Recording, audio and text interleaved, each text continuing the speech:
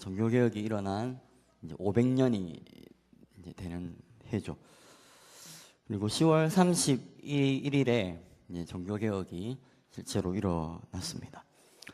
오늘 저는 오직 믿음, 오직 은혜, 오직 말씀, 종교개혁의 3대 핵심이라고 할 수 있는 이 말씀을 가지고 종교개혁이 일어나게 된 그 배경의 그 역사와 함께 이제 마틴 루터가 그렇게 외치면서 나아갔던 그 모습을 보면서 이 말씀 안에서 우리가 본질로 돌아가고 또 말씀으로 돌아가는 은혜가 가득한 시간이 되기를 주님의 이름으로 축원드립니다.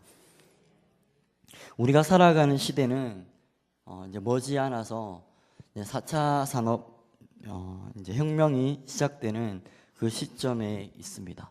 그러다 보니 이 세상은 점점 빠르게 바뀌고 계속해서 변화되는 삶으로 쫓아가게 될 것입니다. 20대, 30대는 다가오는 그 미래를 어떻게 대처해야 될지 막막합니다. 전혀 예상하지 못한 이제 그런 이제 시대가 오기 때문에 매우 암담한 입장이 있는 거죠. 그리고 40대, 50대는 이미 지금 변화되어져 가는 이 사회 안에서 적응을 하지 못하고 있습니다. 급격하게 변화되는 사회 속에서 사실 따라가는 것이 버거운 입장에 있는 거죠. 60대, 70대는 그 변화된 이 사회 안에서 도태되는 삶을 살다 보니까 사회에서 소외당하고 그렇게 외로움 속에 있는 것이 현실입니다. 시대가 빠른 속도로 변화될수록 세대 간의 격차는 좁혀지지 않고 점점 멀어지고 있습니다. 엄청난 속도로 변화되는 사회 속에 그래도 변하지 않았던 것이 있다면 하나님의 진리의 말씀이라고 생각이 됩니다.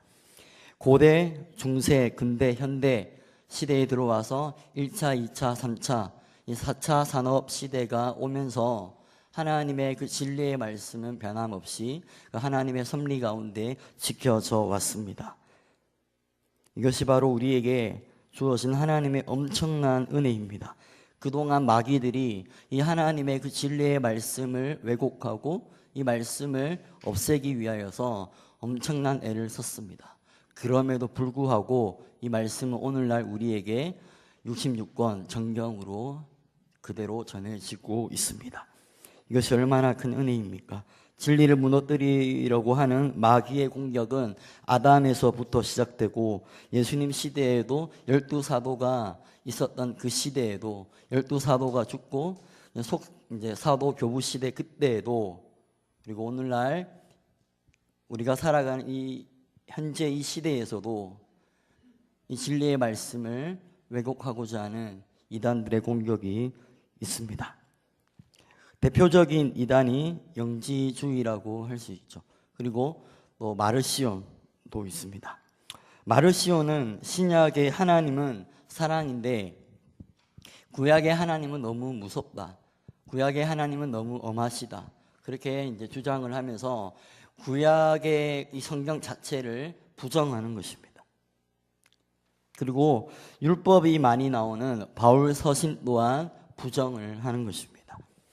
결국 이 마르시온은 교회에서 출교를 당하고 이단으로 정죄가 되었지만 그 당시 엄청난 영향을 교회 가운데 미치게 되었습니다. 파괴력을 가지고 왔습니다. 성도들의 마음이 흔들리면서 많은 이들이 교회를 떠나게 되었습니다. 이단들의 공격이 점점 거세지자 교회는 가만히 있을 수가 없었습니다. 교회가 모여서 정경 작업을 하기 시작을 했죠. 그래서 397년 카르타고 회의에서 정경 66권이 이제 결정이 났습니다. 그로 인하여서 이단들이 점점 힘을 잃어갔습니다. 하나님의 말씀의 권위가 올라가게 되었고 또한 그로 이제 교회 감독의 권위도 함께 더불어서 올라가게 되었습니다. 이단의 핍박이 있을 때, 이단의 공격이 있을 때 오히려 교회는 더 하나님 말씀 안에서 건강해졌습니다. 공격이 거세질수록 말씀 안에 모여지기 시작했다라는 거죠. 영주주의와 마르시온 같은 이단들은 자신들만 신비스러운 영적 비밀을 가지고 있다고 주장을 했습니다.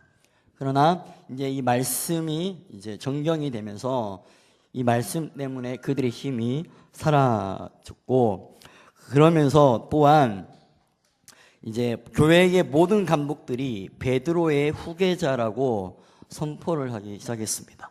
베드로와 바울의 순교지인 로마를 제2의 예루살렘으로 성지화시키기 시작했습니다. 그러면서 교회가 이단과 구별시키기 위하여서 자기 자신을 향하여서 카톨릭이라는 이름을 붙였습니다. 카톨릭이라는 이름이 어떤 의미냐면 보편적이다, 이런 의미를 가지고 있는 단어입니다.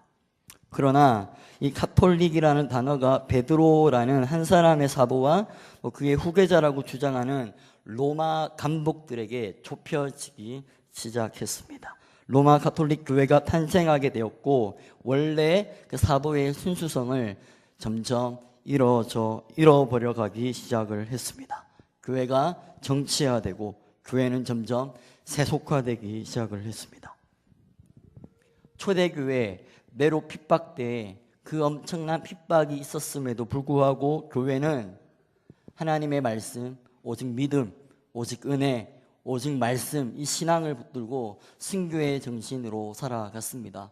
베드로와 바울, 그 핍박 가운데 그 신앙의 모델을 어떻게 신앙을 지켜나가야 하는 것인지를 우리에게 잘 보여주었습니다. 그러나 그 핍박의 시대가 끝나고 313년 로마가 이제 국교화가 되면서 교회는 엄청난 이제 변화를 겪게 됩니다. 왕과 귀족들이 모두 다 크리스천이 되고, 갑자기 교회의 감독이 국가 위치로 올라가게 되었습니다. 서로 안 하려는 감독을 서로가 하겠다고 나서기 시작했습니다. 부자들은 자녀들을 다 감독을 시키기 위하여서 그렇게 보내었습니다. 왕은 모든 공권력을 총동원해서 성직자를 도우기 시작했습니다. 교회의 가치가 계속해서 올라가기 시작했습니다. 여성의 직위도 올라가고, 이단들은 그 당시 완전히 몰살당했습니다. 많은 사람들이 교회에 등록하게 되었습니다. 교회가 이제는 꽃길만 걷게 되는 거죠. 그러나 교회가 꽃길을 걷기 시작할 때, 그때부터 교회는 타락으로 또한 내려가기 시작했다라는 것입니다. 국가의 정치가 교회에 개입하고, 교회가 국가의 정치에 개입하면서 교인이 되는 것이 엄청난 멋있는 행위가 되었습니다. 주를 위해 자신을 희생하고 헌신하지 않는 교인들이 너무 많아졌습니다. 그 당시 교회가 유럽의 부동산 40%를 차지했다고 합니다. 얼마나 교회가 막강해졌습니까? 그 누구도 교회에게 함부로 하지 못했습니다. 막강한 부가 교회에 들어오게 되면서 말씀과 기도보다는 고위층의 사람들과 관계를 맺고 교제하는 일에 집중되어지는 사교 집단으로 변질되기 시작했습니다. 교회 감독의 결정이 곧 국가의 결정이 될 만큼 그렇게 엄청난 정치력을 가진 교회가 점점 타락하게 되었다라는 겁니다. 이때 유럽의 야만인들이 로마를 멸망시켰습니다. 그러면서 교회 감독의 세력은 더 커져갔습니다. 국가와 교회가 협력하여서 나갔는데 교회가 국가 위에 올라가기 시작했습니다. 우리는 이때를 중세시대라고 합니다. 종교의 암흑시대라고 부르기도 합니다. 당시 사람들은 글을 알지 못했습니다. 문맹률이 매우 높았습니다. 글을 보는 사람은 고작 교회 감독들 뿐이었습니다. 그러다 보니까 그 권력을 가지고 또한 무지한 그 백성들을 자기 마음대로 움직일 수 있었던 것입니다. 교양의 위치가 어떤 위치였냐면 하나님과 사람의 그 중간에 절대적인 위치를 가지게 되었습니다. 황제 또한 교양에게 와서 고개를 숙일 수밖에 없었습니다. 교양에게 죄를 사하는 권세가 주어졌습니다. 많은 사람들이 죄를 지음으로 고통스러워할 때 속죄 행위를 합니다. 그 속죄 행위를 보면서 판단하는 이가 누구냐면 하나님이 아니라 교회 감독이 그것들을 판단했습니다. 그러다 보니까 사람들이 모두 다 교회 그 감독에게 고개를 숙인 겁니다. 그리고 면죄부를 팔기 시작했습니다. 면죄부를 파는 것은 그 죄를 사하기 위하여서 헌금을 받는 것입니다. 그 당시 십자군 전쟁이 있었는데 이 말도 안 되는 그 십자군 전쟁이 왜 일어났느냐? 너희들이 전쟁에 나가면 죄를 사함받게 될 것이다. 말도 안 되는 교리를 가지고 사람들을 그렇게 붙잡은 겁니다. 그리고 많은 이들이 이 죄에 대해서 자유를 얻기 위하여서 교회에다가 수많은 헌금을 들이붓기 시작했습니다. 또 교회를 세우기 위하여서 많은 헌금들을 전국을 돌아다니면서 모금을 하였습니다. 성인 숭배 사상을 또 왜 만들었을까요? 성인들을 통하여서 기도하면 성인이 하나님과 가까이 지내고 있기 때문에 성인을 통하여 성인 숭배를 하면 기도를 잘 응답해 주실 것이다 라는 그 교리를 가지고 성인 숭배를 하도록 하였습니다. 그리고 많은 이들이 성인 숭배를 하면서 헌금을 하게 되는 거죠. 또 그 당시 하체설이 있었습니다. 하체설이라는 것은 주님이 말씀하신 내 몸과 내 피를 기념하라 이 말씀을 가지고 성찬을 하는 건데 그 성찬이 사제의 손에서 그 떡을 뗄 때 그 떡이 사제의 손에서 실제 주님의 살이 되는 겁니다. 그리고 포도즙을 나눌 때 그 사제의 손에서 포도즙이 실제 주님의 피가 되는 것입니다. 우리는 하체설이 아닙니다. 우리는 영감설이죠. 이 떡이 주님의 떡으로 생각하며 그렇게 우리는 하는 겁니다. 그러나 하체설은 그게 아니라 그 떡이 실제 예수님의 살이 되는 겁니다. 포도즙이 실제 예수님의 피가 되는 겁니다. 그 당시 감독의 권위가 얼마나 높아졌겠습니까? 많은 이들이 함부로 할 수 없는 그 권위를 가지게 되는 겁니다. 신과 같은 위치에 있는 겁니다. 하나님과 같은 그 자리를 가지게 되는 거죠.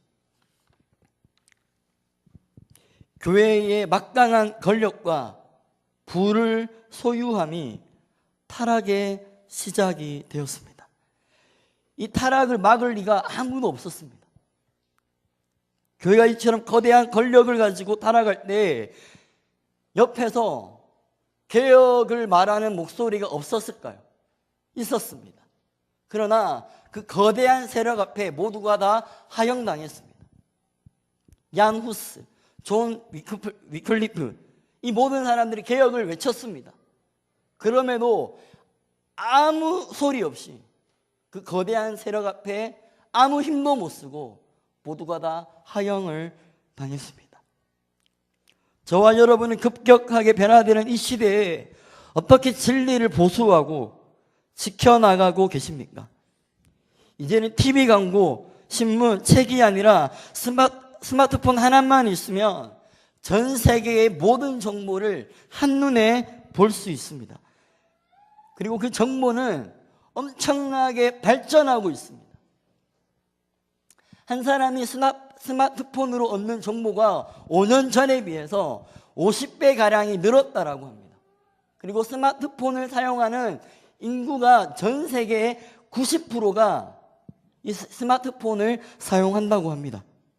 스마트폰이 들어오면서 모든 사람들이 엄청난 그 정보의 홍수 속에 살아가고 있습니다. 또한 이것이 우리에게 많은 유익을 주고 있지만 또 한편으로 우리에게 상당히 위험한 정보를 노출시키기도 합니다. 우리 교회가 이 시대를 살아가면서 이 시대의 흐름에 뒤떨어질 수는 없습니다. 이 시대의 흐름 속에 같이 가되 우리가 결코 놓쳐서는 안 될 것이 있다라는 것입니다. 시대는 계속해서 변화되어져 가고 있습니다. 그 변화를 따라서 우리가 따라갈 것이 아니라 무지하게 그냥 그것이 옳다라고 판단하고 갈 것이 아니라 절대 놓치면 안 되는 것이 뭐냐면 하나님의 말씀입니다. 많은 사람들이 종교개혁이 일어난 500년 전과 오늘날의 상황이 매우 비슷하다라고 말을 합니다. 세상은 이미 우리가 감당하지 못할 만큼의 거대한 세력을 가지고 있습니다. 그리고 이 거대한 힘에 순종하지 않으면 살아남지 못합니다. 내 가족은 어떻게 합니까? 내 친척들, 내 피와 같은 자식들 어떻게 키워야 합니까? 세상은 굴복하라고 이야기를 합니다. 굴복하지 않으면 살아갈 수 없는 시대가 되었습니다. 교회도 세상과 구별되기보다 세상과 타협함으로 점점 세속화되어 가고 있습니다. 우리는 이러한 시대에 살아남기 위해 무엇을 붙들어야 하겠습니까? 살아남기 위해 세상을 더 붙들어야 되겠습니까? 살아남기 위해 진리의 말씀을 더 붙들어야 되겠습니까? 여러분은 이 세상에서 살아남기 위하여 무엇을 마음속에 붙들고 계십니까? 우리가 살아남기 위하여 어쩔 수 없는 선택으로 이 세상 앞에 굴복하는 삶을 살고 있지는 않습니까? 오늘날 한국교회가 이만큼 성장할 수 있었던 것은 우리의 잘남이 아닙니다. 우리가 기도를 많이 해서 이 정도의 성장을 이룬 것이 아닙니다. 우리의 믿음의 선배들이 이 땅에 좋은 씨앗을 뿌렸기 때문에 지금까지 이 한국교회가 여기까지 온 것입니다. 초대교회의 순교의 신앙이 있었기 때문에 교회가 성장할 수 있었던 것입니다. 솔로몬도 마찬가지입니다. 솔로몬이 어떻게 그 거대한 성을 지을 수 있었겠습니까? 솔로몬이 잘해서가 아닙니다. 하나님께서 다윗에게 축복을 하시고 다윗과 언약을 맺었기 때문에 그 축복이 솔로몬에게 이어진 것입니다. 그런데 솔로몬이 그 은혜를 다 까먹었습니다. 교회가 세상의 권력을 얻으면서 초대교회의 신앙을 모두 다 잃어버렸습니다. 저와 여러분에게 우리의 믿음의 선배들이 보여주었던 그 복음의 정신이 얼마나 남아 있습니까? 부끄럽지만 저 또한 그 복음의 정신이 한 주간의 삶을 돌아볼 때 하나도 없었다라고 저 또한 고백을 드립니다. 하지만 이 시간에 이 말씀을 전하는 이유는 이 말씀을 전함으로 결단의 시간이 되기를 저 또한 소망하고 이 말씀으로 돌아가야 하는 것이 우리의 본질이기 때문입니다. 종교개혁은 그냥 이루어진 것이 아니라 목숨 걸고 복음과 교회를 지켜낸 그 순교의 역사입니다. 우리가 종교개혁의 후예들이라면 순수한 복음과 거룩하고 순전한 교회 공동체를 지키고 전파하기 위하여 대단한 각오를 가져야 하는 시대가 되었습니다. 현재 우리의 문제는 교회가 부흥이 되지 않는 것이 아니라 실용주의, 물량주의, 성공주의, 인물중심주의로 인하여 본질로부터 떠난다라는 것입니다. 오직 믿음, 오직 은혜, 오직 말씀, 이 본질이 점점 사라져가고 있다라는 것입니다. 중세시대 교회가 세상과 합하면서 심각하게 세속화되는 가운데 그나마 그 순수한 신앙을 지켰던 이들이 수도사들이었습니다. 종교개혁을 일으켰던 마틴 루터가 수도사 출신입니다.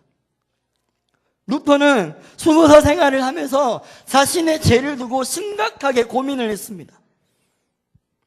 다른 사람들이 사제에게 가서 고해성사를 하면 마음 편하게 잠을 자는 거예요.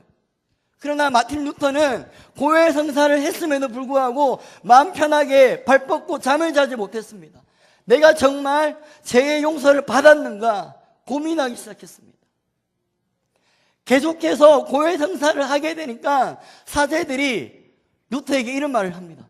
오지 마라. 제발 죄다운 죄를 짓고 와라. 이렇게 말할 정도로 사소하기 그지없는 그 죄의 목을 가지고 마틴 루터는 괴로워하였습니다.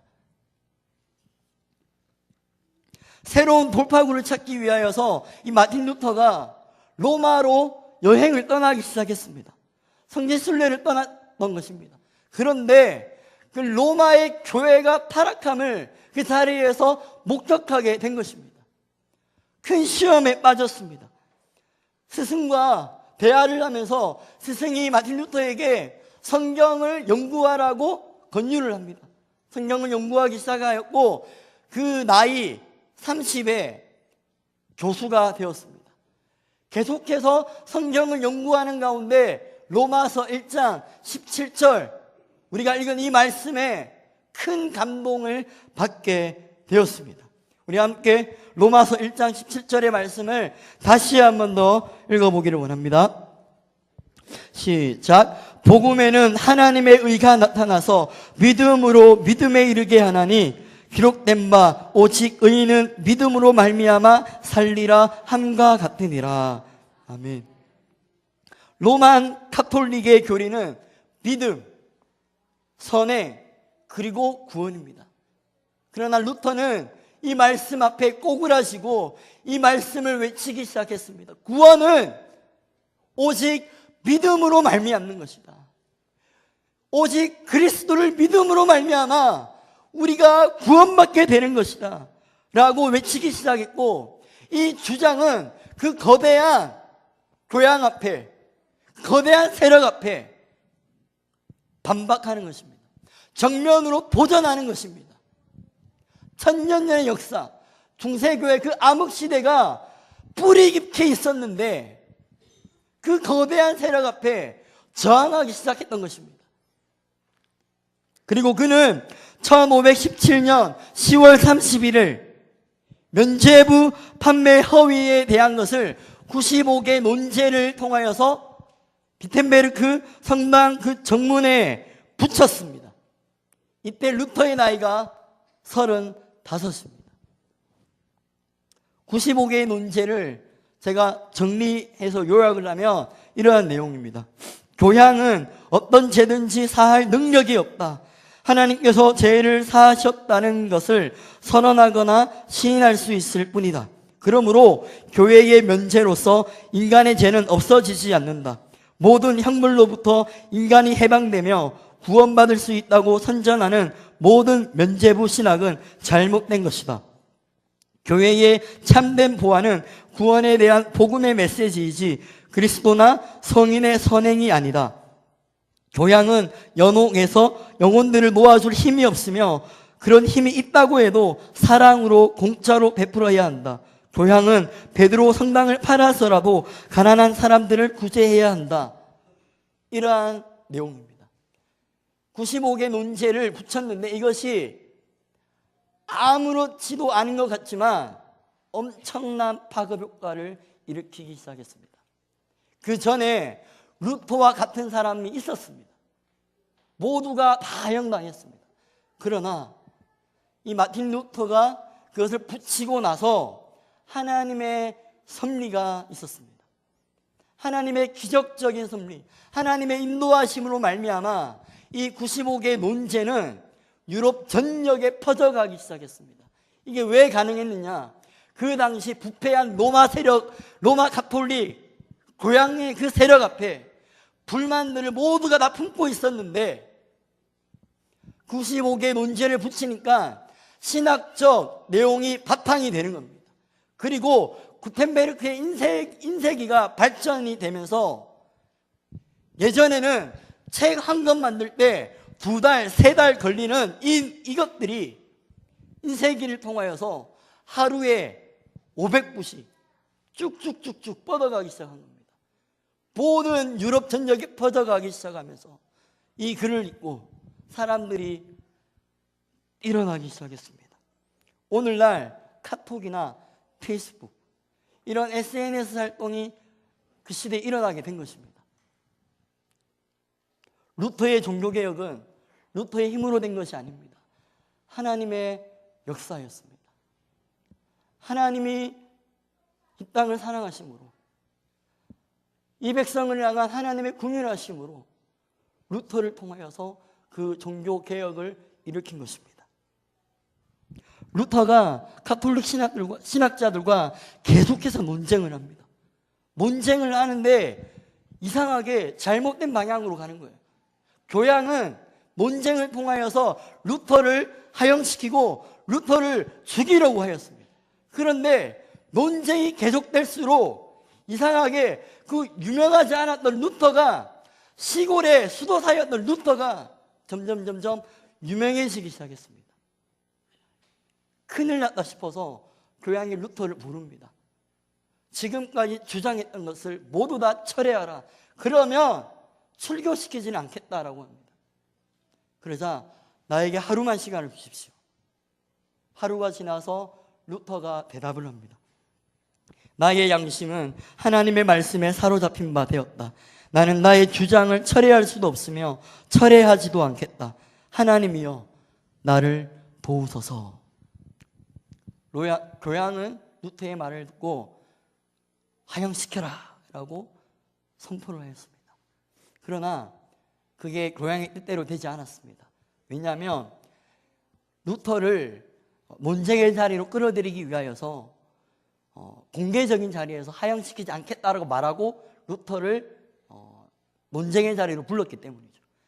그러나 그 자리에서 바로 하형시키지는 못했지만 루터를 출교시켰습니다. 그리고 루터의 모든 저작은 불법이다라고 외치고 루터를 지지하는 세력은 모두가 다 모두 정죄될 것이다 라고 선포를 해버렸습니다. 그리고 루터가 이제 나오는 길에 루터는 그 자리에서 죽을 수도 있었습니다. 많은 이들이 교양의 마음에 들기 위하여서 루터를 죽일 수 있는 거죠. 그 위험에 목숨이 왔다 갔다 하는 그 위기가 오게 된 거죠. 그러나 루터는 죽지 않았습니다. 하나님이 또한 그를 도우심으로 기적적인 은혜로 그가 살림을 얻게 됩니다. 마차를 타고 루터가 어딘가를 가고 있는데 갑자기 중간에 기사들이 나타나서 루터를 마차에서 끌어내립니다. 그리고 루터를 데리고 바르트부르크라는 성에 데리고 갑니다. 교양을 저항했던 프레데릭이라는 사람이 루터를 보호해야겠다라는 마음을 먹은 겁니다. 그리고 바르트부르크라는 성에 데리고 와서 거기서 루터가 10개월 동안 신약 성경을 번역하기 시작한 것입니다. 번역하는 과정에 영적 싸움이 있었습니다. 번역하는 그 방에서 마귀와 끊임없는 대면을 했다고 합니다. 그가 얼마나 스트레스를 받았겠습니까? 진리를 끝까지 지켜내기 위하여서, 진리를 끝까지 보수하기 위하여서 얼마나 많은 공격을 받았겠습니까? 많은 사람들이 루터를 죽이려고 하였습니다. 자기 편이 거의 없었습니다. 그러나 그는 끝까지 지켰습니다. 그 스트레스와 그 고통 앞에 정신이 돌아간 것입니다. 그는 번역을 하는 과정에 잉크를 벽에다가 던지기도 하였습니다. 그럼에도 불구하고 그는 기도하면서 그 모든 과정을 끝냈습니다. 그 고통 속에서 진리를 지켜낸 것입니다.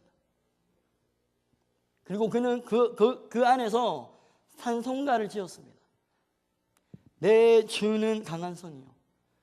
그 찬양이 그 공간에서 루터가 지어낸 찬양입니다. 내 주는 강한 성이요 방패와 병기 대신이 큰 한난에서 우리를 구하여 내시리로다. 루터는 아주 소심하고 마음도 여리고 지극히 평범한 시골의 한 사제에 불과합니다. 천년의 역사를 가진 그 로마 가톨릭을 무너뜨릴 그 위치가 전혀 아니었습니다. 그러나 그가 하나님께 붙들리자 그를 통해 종교개혁이 일어난 것입니다. 오직 믿음, 오직 은혜, 오직 말씀, 이 세 가지의 기본 진리를 붙들고 로마 가톨릭의 거대한 세력과 맞서서 싸웠습니다. 교회가 이 세상에서 승리할 수 있는 길은 기본으로 돌아가는 것입니다. 오직 믿음입니다. 오직 은혜입니다. 오직 말씀입니다. 이것만이 우리가 승리할 수 있는 길입니다. 저 또한 오늘 이 시간을 통하여서 신앙의 기본으로 돌아가며 기도하고 결단하는 시간이 되기를 원합니다. 다 함께 로마서 1장 16절에서 17절의 말씀을 다시 한 번 더 이 말씀을 곱씹으면서 복음의 능력을 기억하며 다시 한 번 읽기를 원합니다. 시작. 내가 복음을 부끄러워하지 아니하노니 이 복음은 모든 믿는 자에게 구원을 주시는 하나님의 능력이 됨이라. 먼저는 유대인에게요 그리고 헬라인에게로다. 복음에는 하나님의 의가 나타나서 믿음으로 믿음에 이르게 하나니 기록된 바 오직 의인은 믿음으로 말미암아 살리라 함과 같으니라. 아멘. 한국교회의 보배라 할 수 있는 주기철 목사님, 손양원 목사님은 신사참배의 강요에도 끝까지 믿음을 지키신 분들입니다. 마지막으로 영상을 하나 볼 것입니다. 주기철 목사님께서 체포당하실 때 마지막 설교의 메시지 영상입니다. 또한 손양원 목사님이 감옥에 들어가서 그 감옥에서 가족을 생각하며 그리고 자신이 돌보았던 나병 환자를 생각하며 편지를 썼던 내용입니다. 이 영상을 보면서 오직 믿음, 오직 은혜, 오직 말씀의 신앙으로 회복되기를 결단하며 기도하기를 소망합니다.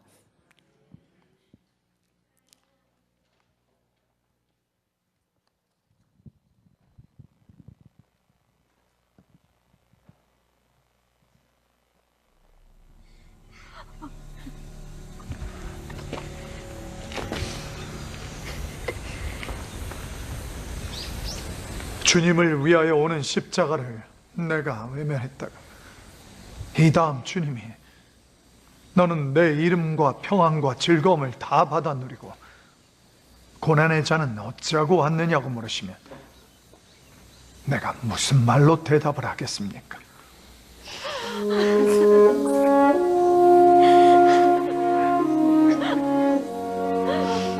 너는 내가 준 유일한 유산인 고난의 십자가는 어쩌고 왔냐고 물으시면 내가 무슨 낯으로 주님을 대하겠습니까?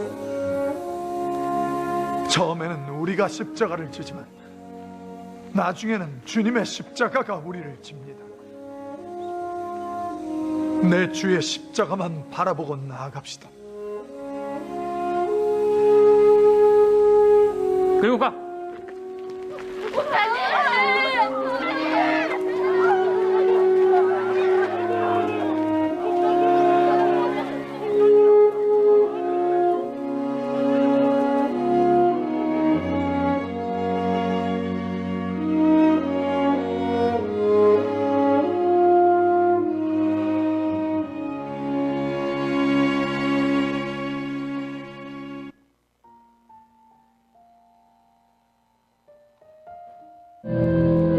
옥중의 손양원은 수많은 편지들로 가족과 나 환자들을 위로했다.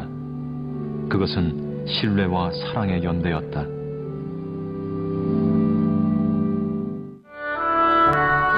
여보시오, 나는 솔로몬의 부귀보다 욥의 고난이 더욱 귀하고 솔로몬의 지혜보다 욥의 인내가 더욱 아름다워 보입니다.